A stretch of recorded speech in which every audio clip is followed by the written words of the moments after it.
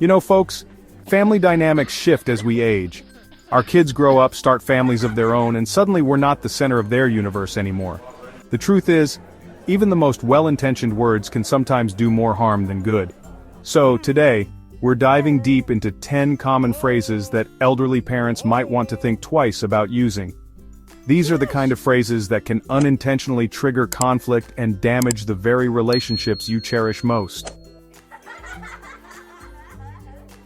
Look, we've all been there. You see your child making a decision you don't agree with, and your gut reaction is to jump in and tell them what to do. But here's the thing, they're not kids anymore. When we constantly criticize our adult children's decisions, we're essentially telling them that we don't trust their judgment. Instead of focusing on what you think they're doing wrong, try to understand their perspective. Ask questions, listen without judgment, and offer support. Remember, your role is not to control their lives but to be a source of love and encouragement. By allowing them to make their own choices, you're giving them the space to develop into the independent, capable adults you know they can be. This one's a classic guilt trip, isn't it? And let's be honest, we all crave our children's time and attention. But when we resort to guilt tripping, we're not actually getting what we want. Think about it. They're juggling jobs, families, their own lives. And when they do have a free moment, the last thing they want is to feel guilty about not spending it with us. So instead of making them feel bad, try expressing your desire to connect in a more positive way.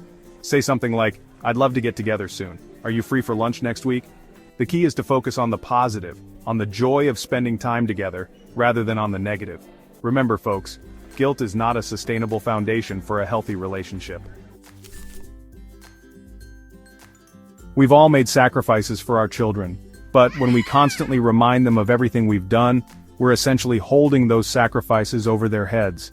We're turning our love and support into a bargaining chip. Your love and support should be unconditional, not contingent on their ability to repay you. Think about it. Do you really want your children to feel indebted to you, or do you want them to feel loved and supported? Remember, a healthy parent-child relationship is not a transaction, it's a bond built on love, respect, and mutual understanding. Don't let past sacrifices overshadow the present moment. Passive aggression, folks, it's a relationship killer. When we make snide comments like this, we're not actually communicating our feelings. Look, if you're feeling neglected or hurt, it's important to address those feelings directly, but do it in a way that's constructive, not destructive.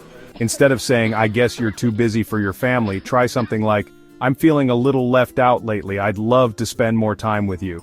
See the difference? One is a guilt trip, the other is an honest expression of your feelings. Remember, relationships require open and honest communication. Address your concerns directly, but do it with love and respect. It's natural to feel a little jealous when your child's partner enters the picture. But here's the thing, you can't compete with their partner, and you shouldn't try to. Your child loves you both, but in different ways. Trying to drive a wedge between them is only going to backfire. Instead of seeing their partner as competition, try to embrace them as part of the family. Be supportive of their relationship, even if you have your doubts. Remember, your child's happiness should be your top priority, and if they've found someone who makes them happy, that's something to celebrate, not sabotage. We all want to hear from our children more often.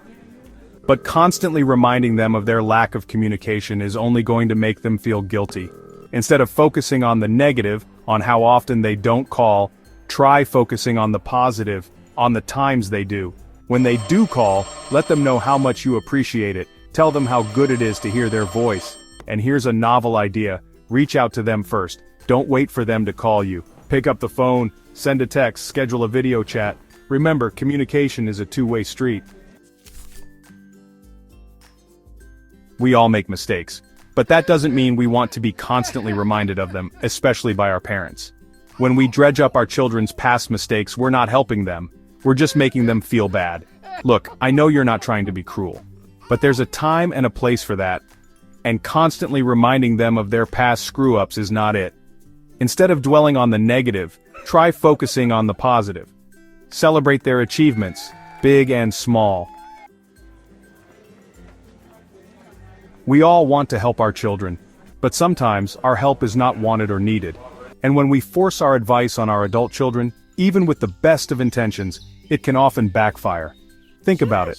They're trying to navigate their own lives, make their own decisions. They don't need us constantly telling them what to do. Sometimes the best way to help is to simply be there for them, to offer a listening ear and a shoulder to cry on. We've all used this one, haven't we? And let's be honest, there was a time when it was probably true. When our children were young, we did know what was best for them, but they're not children anymore, are they? They're adults, and they're capable of making their own decisions. When we refuse to acknowledge that, we're essentially saying that we don't respect them as individuals. Look, I get it. You've been around the block a few times. But that doesn't mean you have all the answers. Your children's experiences, their perspectives, they matter too. Remember, a healthy relationship is built on mutual respect.